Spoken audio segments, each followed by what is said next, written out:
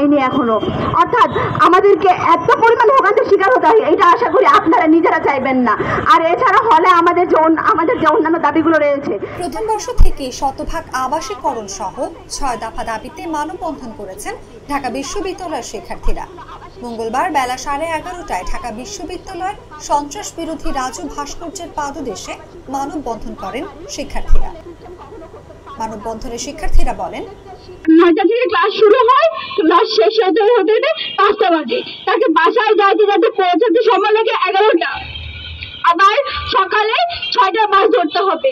তখন এই সময়টুকুতে ঘুমানোর জন্য পর্যাপ্ত না, সে তখন কি করবে? ক্লাস থেকে সব ঘুমায়, পরে পড়াশোনায় মনোযোগ দিতে পারে না। সবাই দেখেছে ঢাকা বিশ্ববিদ্যালয়ের হলগুলো কিভাবে বছরের পর বছর দখলদারত্বের শেকলে আবদ্ধ ছিল, কিভাবে বছরের পর বছর শারীরিক ও মানসিকভাবে বিশ্ববিদ্যালয়ের শিক্ষার্থীদের হেনস্থা করা হয়েছে।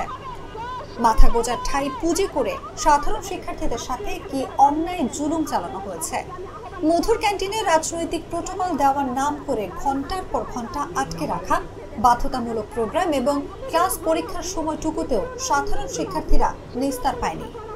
আবার ছেলেদের হলগুলোতে দেখা যেত তাদের সারা রাত টহল দিতে বাধ্য করা হতো। কারণ সকাল 8টায় যখন ক্লাস থাকে তখন আমি হল থেকে 7:30টায় রেডি হয়ে চলে আসতে পারি, কিন্তু আমার যে বন্ধু দূর থেকে আসে, বাসে আসে, তার আসতে 6টার বাস ধরতে হয়। আবার যাওয়ার সময় তার আরো 2 ঘন্টা সময় লস হয়। এই যে ব্যাপারটা, এটা তাকে একটা ট্রমার ভেতরে ফেলে, একটা হ্যাসেলের ভেতরে ফেলে। তার চেয়ে বড় কথা হচ্ছে তার যে সময় নষ্ট বিশ্ববিদ্যালয়ের শিক্ষার্থী হিসেবে, এটা তাকে অনেক বেশি ভোগান্তিতে ফেলে।